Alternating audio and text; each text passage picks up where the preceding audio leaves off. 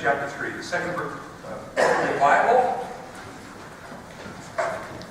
It's page 52 if you want to use one of the church Bibles. So take a look directly at what we just watched. I want to raise a question today that has to do with this fan the flame business, and that is this. What exactly is the flame? What exactly are we trying to fan? What is it that we long to see be fanned into some kind of blaze? I'll tell you what it's not. Here's some things I suggested that got brought down. You realize it's related to a fundraiser. It's related to kind of enhancing this room. So my proposal was that for fanning the flame, we line this room with gaslit torches because the lighting is getting worse in here. You think that's a good idea? Maybe not. I thought it'd be a cool mystic feel to it, and possibly less expensive. And actually the real reason for that is that wouldn't take care of all the issues. So basically, I proposed that we up the insurance on the building and then ask the youth group to accidentally and secretly knock over all those torches. And then the insurance would cover a brand new building. And I was shocked when Ron Mall told me that would be illegal. So that's not what Fan the Flame's about, all right? Also proposed that we maybe, as an outreach project, have a massive bonfire out in the north field there to attract people, and then especially after last Sunday, people could find therapeutic benefit in burning their Bronco jerseys. But I'm still loyal. Go Broncos, maybe next week. So anyway, that is not what Fan the Flame is about, all right? Are we clear on that? But what is it? What exactly is the fire? And I want to get right to the point and be as clear as I possibly can that the fire is God. The fire is God. Nothing more than that, and in the sense that this God is the giver of all good gifts. Really nothing less and nothing more than God himself. The fire is what Paul's talking about when we go into the next slide. I'll see if we can get the word. There we go. When not only Paul is writing his very last letter, remember if you were here last week, what I was saying is that you've got Paul. He's near his death. He's in a prison cell in Rome, almost certainly about to be executed, which he was. And he's ready for heaven, but his focus is not on himself in heaven. His focus is on the next generation on earth. And so he takes the energy he has and he writes this very last writing to a young leader named Timothy, because he wants to see how he can strengthen Timothy and others for generations to come on earth. And so he says, fan into flame the what? The gift of God. And that doesn't mean just great things that God gives. It means the gift of God. The gift that God is. He goes on to talk about the Spirit, the Holy Spirit, who does not give us timidity or hesitation, but over against that gives us power and love and self-discipline. But it's God. Fan to flame, the gift that God is. This God who gives himself to us. And for everything in life, and certainly what we do together as a church family, I want to say that nothing matters more than that. That it's all about this living God who's given himself and his Son by his Spirit. Now we're going to look at this familiar story in Exodus 3 that we saw on the screen to explore what that means, that God gives himself. We have encounters directly with the living God. We don't just talk about him, we don't just do things for him, but we actually can have an encounter with God. And so we're going to look at this famous encounter that Moses has. So take a look, would you, directly at Exodus chapter 3. And there you have part of this story where Moses was tending the flock of Jethro, his father-in-law, the priest of Midian. And he led the flock to the far side of the wilderness and came to Horeb, the mountain of God. And let me just pause, make sure you remember that this is kind of a second career for Moses. The first one did not go well. He was the prince of Egypt. He decides that he's going to somehow try to be a hero for his people, because even though it's really a fascinating part of the deal where he is a baby, he's adopted by the princess, Nevertheless, his mom managed to become a kind of nanny.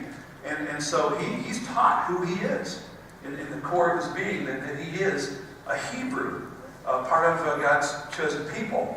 And so he decides to be a hero and liberate the slaves. That doesn't go well. He has to flee, and he now is 80 years old.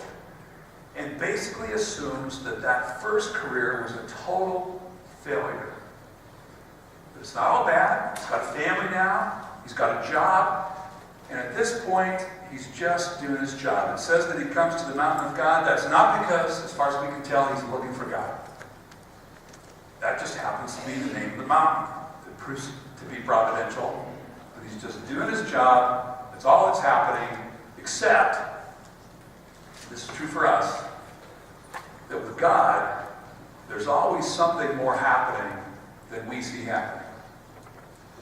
Because God is there. And so verse 2, there, the angel of the Lord appeared to him in flames of fire from within a bush. Moses saw that though the bush was on fire, it did not burn up. So Moses thought, I'll go over and see this strange sight, why the bush does not burn up. And when the Lord saw that he had gone over to look, God called to him from within the bush, Moses, Moses. Moses said, here I am. Now, I just want to pause here before we move on. And just, let's be clear that this is a unique event. God never again appears in a burning bush. This is one man's one-time encounter with the living God. God doesn't do it on court. And one thing he certainly doesn't do is develop a burning bush program. It's what we Americans like to do, but it's not what God did. I don't know if you agree with me that we Americans are brilliant, and this is actually something really good. We're brilliant at packaging good things into products that we then market, sell, and use, right? And this is a good thing. I mean, it goes back to Genesis 1 and 2, where we are made in God's image to be co-creators with him underneath his sovereign reign. And we make stuff, and we exchange things. This is good. This is from God. But my goodness, we Americans have gone all out with this, with all kinds of good things. Products, marketing, selling, and using. And here's the deal. I think in a lot of ways, we American Christians have become specialists in the God business. So we take ideas about God. We take things that help us learn about God and grow in faith. And we take opportunities to serve God, and it's all good. But we turn them into products that we can exchange, and it's still good. And above all, the things that we can use, we can manage, and in a sense, control. And I think, while all that's good, we've got to remember that the creator of the universe cannot be used. He cannot be packaged. He cannot be exchanged.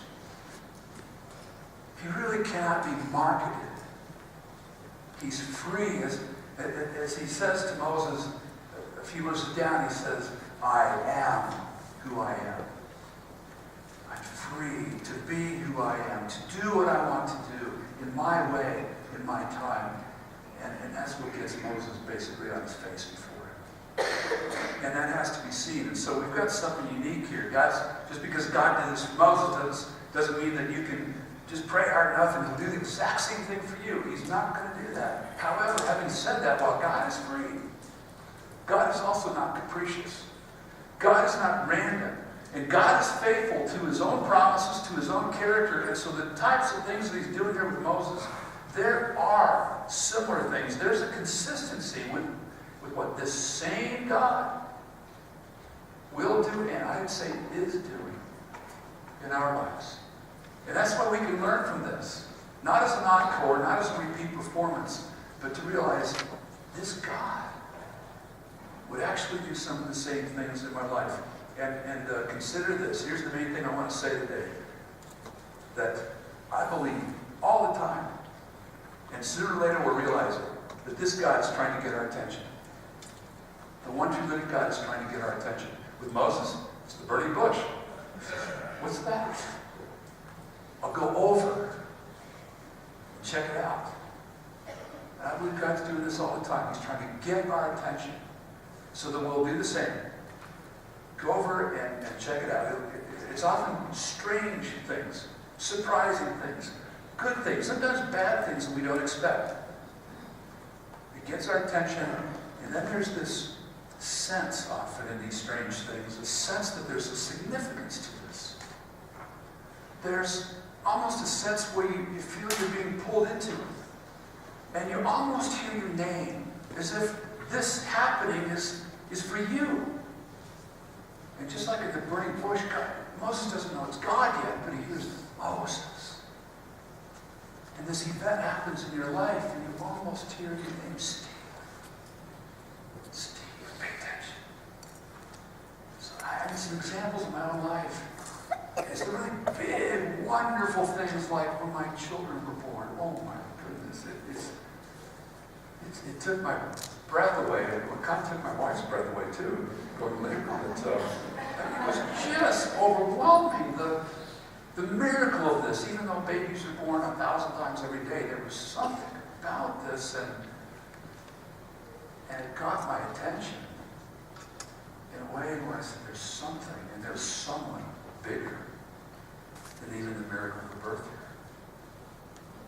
It happens in countless ways. It also happens in the kind of little things that are good. I mean, it might be a really great meal.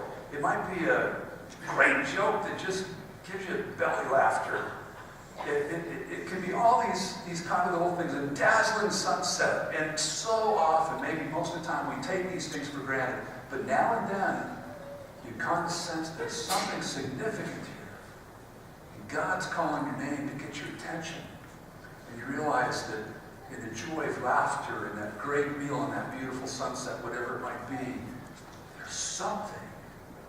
There's someone even bigger here. And then of course, there's crisis. There's the surprise and disruption. That God, in ways I don't understand, allows. And in those disruptions where the cancer says, the doctor says it's cancer, or the boss says, sorry, but the job's over. Or there's a shooting at a high school. You get your attention. Somehow you sense there's something. There's even someone bigger than just this event. And I believe God's doing this all the time, this sovereign God. Why does he do it? Just, if it's good stuff, just to kind of entertain us, or worse, people have suggested this. If it's something bad, is he just kind of playing with us for his own entertainment? Well, let's see what they do with this crisis. Now, that's not why he does it. Why does he do it with Moses? Why does he get Moses' attention? We'll look at verse 5. First of all, he says, don't come any closer. Do not come any closer. Take off your sandals, for the place where you were standing is holy ground. A couple weeks, I want to really try to unpack that. What does that mean? And then God says, reveals himself, I am the God of your father, the God of Abraham, the God of Jacob, and the God of Jacob. At this, Moses hid his face because he was afraid to look at God. But then God goes on, the Lord said, I have indeed seen the misery of my people in Egypt. I have heard them crying out because of their slave drivers. I am concerned about their suffering. So I have come down to rescue them from the hand of the Egyptians and to bring them up out of that land into a good and spacious land, a land flowing with milk and honey. Then he goes on to say, I'm sending you to Pharaoh to bring my people, the Israelites, out of Egypt. Why does God try to get our attention? I don't believe there's any way where he does that. I think he's doing it all the time. Whenever he's trying to get our attention, he's got one main thing. He wants to make himself known. He's not just giving you useful information. He's not just giving you kind of a little spiritual high. He's got one main goal. He longs for a relationship with his creatures. He is making himself known. And when he does that, there's going to be two sides to this revelation. Sooner or later, we're going to see it. And it'll keep growing deeper and deeper. We're going to see on the one hand that he is holy. That he is beyond us. And he'll say to Moses, no closer. This is dangerous. You're not at my level as God. Respect that. Back off. Get your shoes off. This is holy. And yet, almost in the same breath, you notice the contrast there? Don't come any closer. But then he says, but I have come to you. Isn't that interesting, the contrast there within the text? Don't come any closer. You don't have to, because I've come to you. I've come down. I've seen the oppression. I've seen the misery. And so you've got God's holiness, but that holiness beyond us is a holiness of absolute, unconditional, non-ending love, where this God will give everything of himself, ultimately through his Son, and hold nothing back and give himself in the holiness, the uniqueness is what the word means, of absolute self-giving love. And that's what Moses encounters here, this God of holy love. It's very personal on the one hand. Moses hears his name. This holy love is for you. But let me just say that there is nothing in the attention-getting efforts of God to manifest his holy love that's not for you personally, that's not also for other people. I mean, this is the God of Abraham. Abraham was blessed. Would have descendants, but what does God say? You're blessed to what? Be a blessing. That's what it means to be loved. It's to be blessed, but we are loved in order to love. We're liberated in order to liberate. We're taught in order to teach. Everything is for us, but everything God then uses for the benefit of others. Ultimately, for this world so broken that he loves so much. And so it is with Moses. I'm coming back to you, you failure. I'm coming back to you to redeem your life. But you will participate. You will join me in what I'm doing for these oppressed slaves. And that's when Moses, and you and I like him, sooner or later get overwhelmed. Verse 10, I'm sending you to Pharaoh to bring the people, the Israelites, out of Egypt. But Moses said, who am I? And all these questions start. Who am I? And who are you? And why are you doing it? And what if this happens? What if that happens? And it goes on for about 4 chapters. And God gets pretty ticked off if you read that. But he gets mad because he loves Moses so much. And he's going to remain faithful to his purposes. And he's still going to use this guy with all his doubts and all his questions. The good thing is that Moses is honest about it. He doesn't pretend like, oh, that's a cool plan, let's get going. He's honest about it, yet in the end, as God relentlessly says, I'm with you. I'm with you. This is my battle, not yours. Then Moses doesn't just passively say, well, that's really great that you're going to deliver the Israelites. He goes with God. He has enough trust in the midst of his doubts and questions to go with God. But I tell you what, count on this. If you have an encounter with God, if you just pause to say, I'm listening, what do you have to say? And he reveals his holy love, you will get overwhelmed, or else it's not the real God. You will get overwhelmed, and you'll have all kinds of questions and doubts. And you need to be honest about that. But this is one reason I believe that in myself, and probably in you, and I think most Christians, most people, is that when we have a sense that there's this God who's holy love, who wants us to participate in his love for us, but also for the world, when we get overwhelmed, I think we kind of pull back a bit and we settle for a second-hand relationship with God. It's like, I don't know if I can take this. It may literally kill me. We don't think that, but we back off. Here's the way it works in my life. I want God to be close.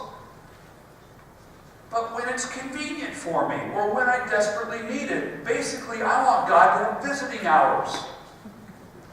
I want Him close, but maybe that's enough. I'll go on and run my life for a while until I need you again. So I have this kind of second-hand relationship where I rely on other people. Hey, would you talk to God? Did you hear anything from me?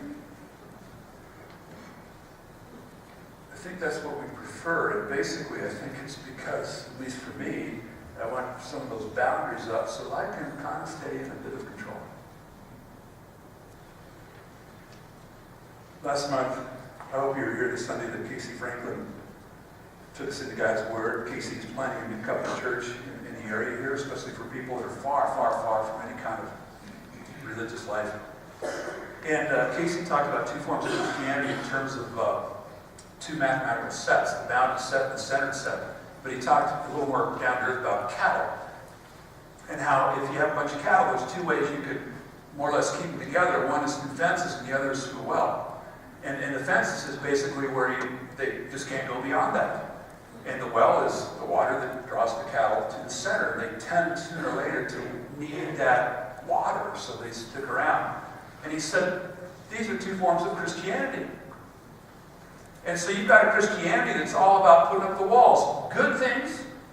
And you're going to draw the wall as all right, here's what the Bible says to do and not to do.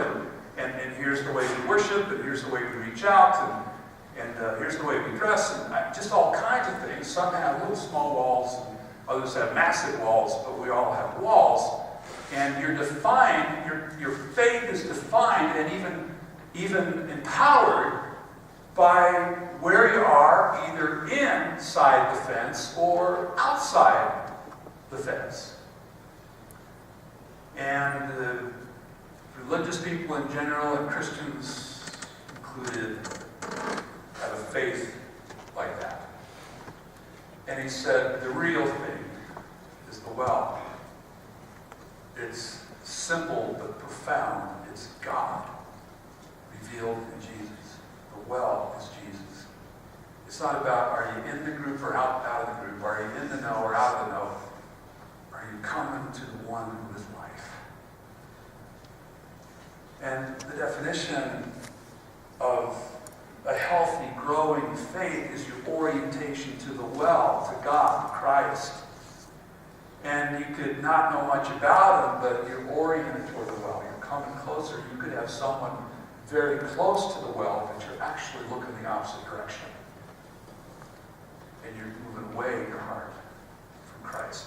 This is what Jesus Himself said when He talked about the most scripturally knowledgeable people of His day, the Pharisees, and He said, you study the Scriptures. That's a great thing. It really is. And you know the Scriptures.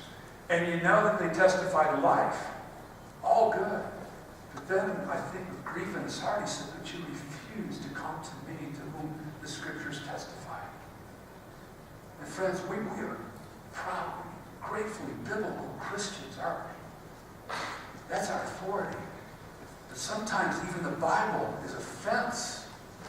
And inadvertently, we're people of the book from God, but we miss God as He manifests Himself through His Word and by His Spirit. And to change the imagery to our fan the flame theme, I think in some ways the fence form of Christianity is kind of like we've become experts in fanning the flame. And so what we've done is we've built beautiful fireplaces. And we've collected the best firewood there is. And we've bought the most efficient igniter fluid there is. And we say, look at this. Isn't this great? Look at our faith. There's no fire. Or there is, and we ignore it. It doesn't matter to us too much. Because we've got such a beautiful fire with firewood and igniter fluid.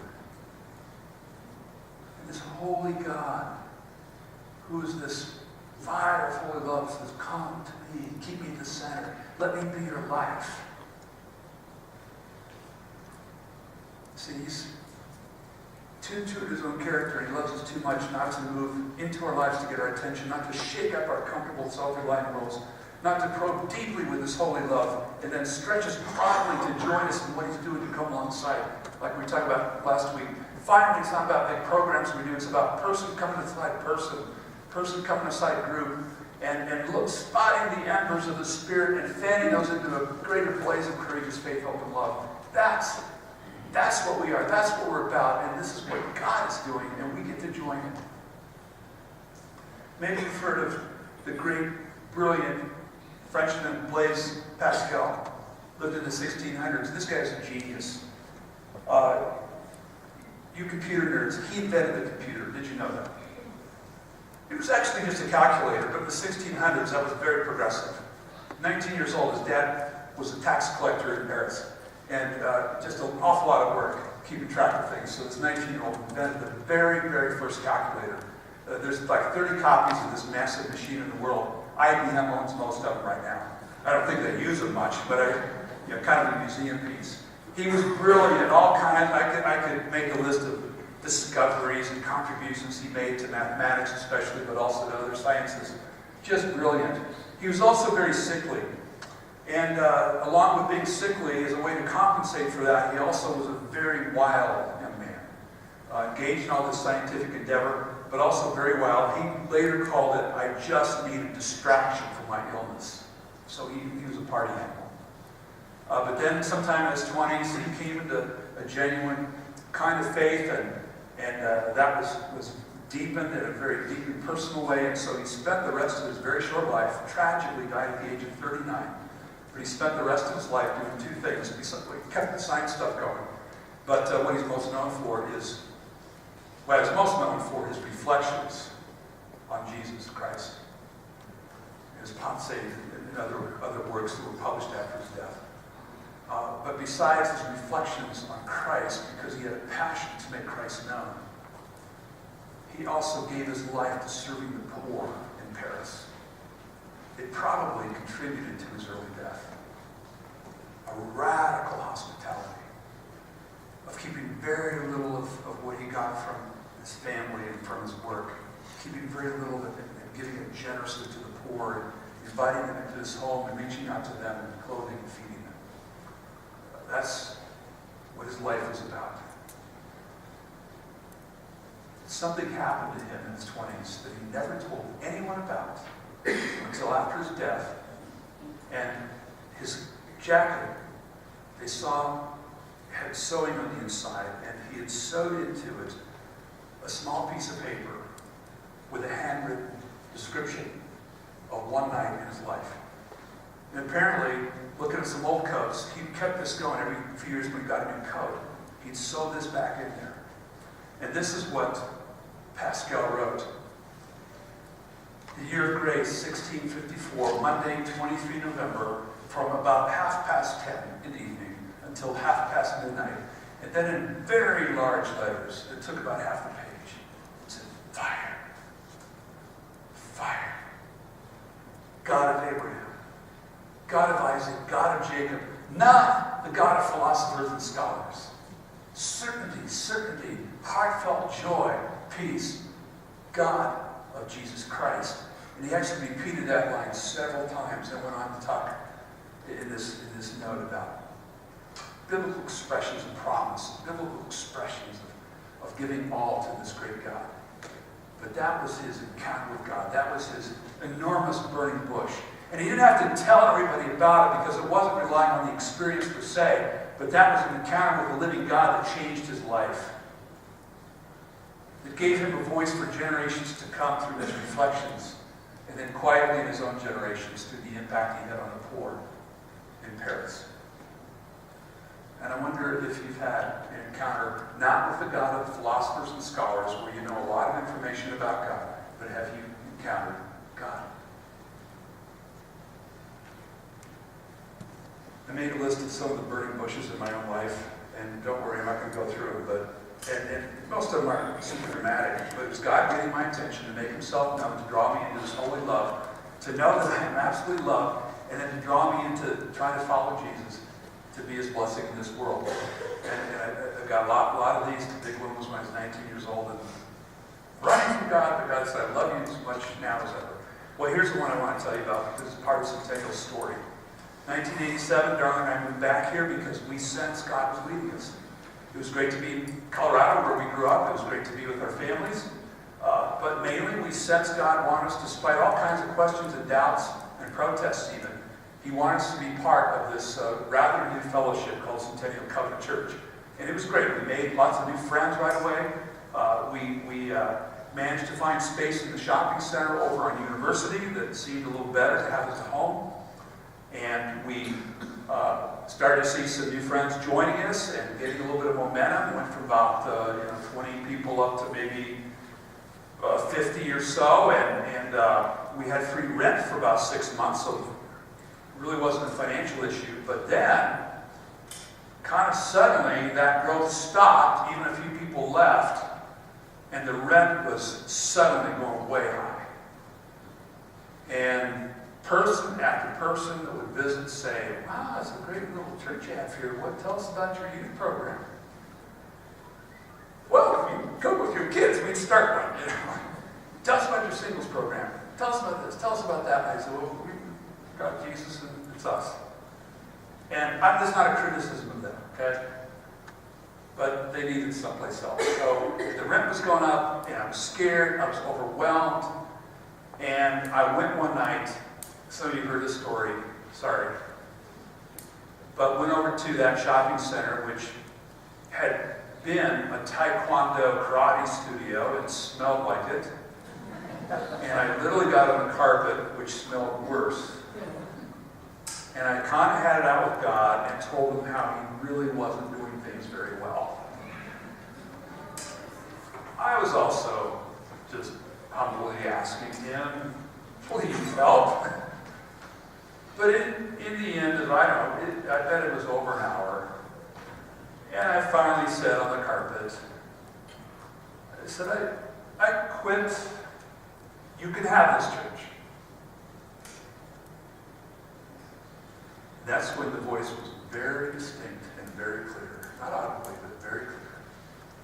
It's about time. Because it is my church. It's not yours, Steve. And that was a confrontation, but it was a confrontation of it really felt holy, but also very loving. Because right with that was a sense of, it's my church, not yours. But you are mine, my son. I will not let go of you. And then there's a sense of invitation. Will you trust me enough to join me in what I want to do with this fledgling little group? No matter what it looks like, will you trust me enough to join me as the leader of what is my church? That was a burning bush moment. And I've had to hear that again and again.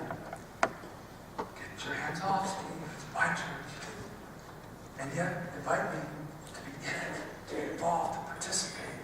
To let even the sorrows, the heartbreaks, let that be the raw material that God uses. Because finally, it's not about building the institution. It's about spotting those embers of God in people's lives and fanning those into the flame of greater faith, hope, and love.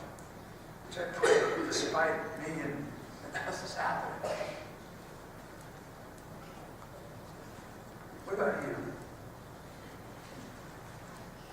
Do you sense God trying to get your attention? And if He is, whether it be the great stuff, the hard things, if He's trying to get your attention, to make Himself known, to draw you into what He's doing in His holy love,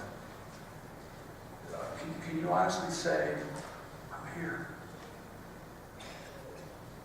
Are you willing to say, Father, would you make yourself known all over? Would you allow me to follow you into whatever it is you want to do? Would you go deep with your holy love into my heart, that I could have that assurance that I belong to you? But also, this is a scary prayer, but would you stretch me? Would you take me to people into places that I would not go on my own. I wonder if you can pray that today. Here's a prayer I love from the old Canadian folk rocker, Bruce Coburn. He said, "Oh, love that fires the sun, keep me burning." That's what God is, the love that fires the sun.